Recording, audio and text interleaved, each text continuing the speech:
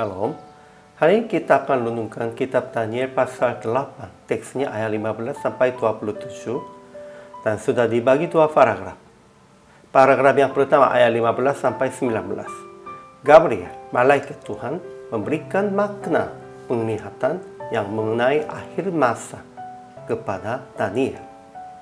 Paragraf yang kedua ayat 20 sampai 27. Domba jantan yang bertanduk dua itu Raja Media dan Persia. Kambing jantan itu lambangkan Raja Yunani. Tanduk-tanduknya raja-raja. Dan Raja Yunani akan bangkit melawan Raja segala raja. Tetapi tanpa perbuatan tangan manusia, ia akan dihancurkan. Kesimpulannya, Gabriel, malaikat Tuhan, memberikan makna penglihatan tentang akhir masa kepada Daniel. Dia membuat berdiri kembali Daniel dan menjelaskan makna penglihatannya. Domba jantan yang bertanduk dua itu Raja Media dan Persia. Kambing jantan itu berarti Raja Yunani. Dan tanduk pertama yang besar berarti Raja pertama. Tetapi tanduk itu akan dipatah dan akan keluar 4 tanduk. Ialah 4 negeri Yunani.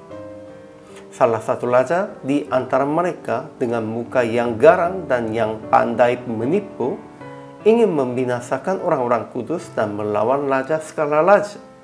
Tetapi dia akan dihancurkan dengan tanpa perbuatan manusia. Setelah itu, Daniel lelah dan jatuh sakit beberapa hari lamanya. Ajaran tentang Allahnya, Tuhan mengutus Gabriel, malaikatnya, dan memberitakan makna penglihatan itu.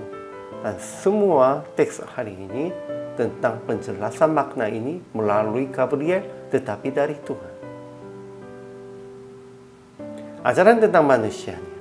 Pertama, Gabriel yang menjelaskan makna penglihatan itu berkata kepada Daniel, adapun penglihatan tentang petang dan pagi itu, apa yang dikatakan tentang itu adalah benar. Tetapi engkau sembunyikanlah penglihatan itu, sebab hal itu mengenai masa depan yang masih jauh.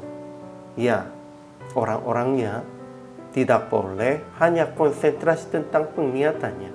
Itu simpan saja, tetapi jangan hanya konsentrasi itu.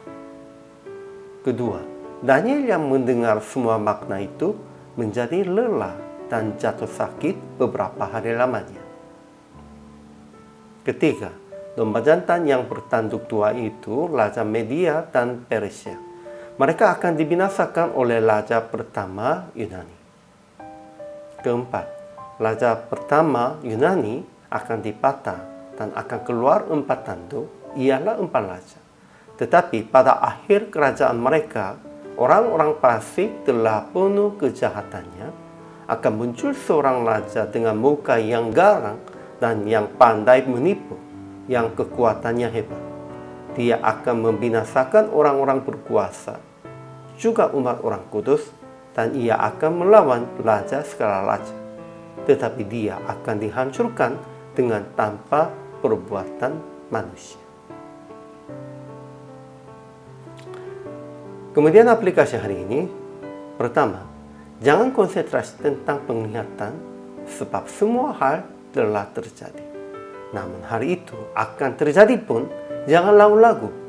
Tetap ingat bahwa sekalipun ada raja yang berkuasa dan ingin membinasakan orang-orang kudus, Tuhan tetap menghukum raja yang jahat itu dan akan menyelamatkan orang-orang kudus sebagai anaknya. Kalau percaya ini, tidak usah lagu-lagunya, tidak usah merasa takutnya. Kedua, mengaku bahwa sejarah dunia direncanakan dalam rancangan Tuhan dan memberitakan tentang pemerintahan Tuhan kepada mereka yang belum mengenal Yesus.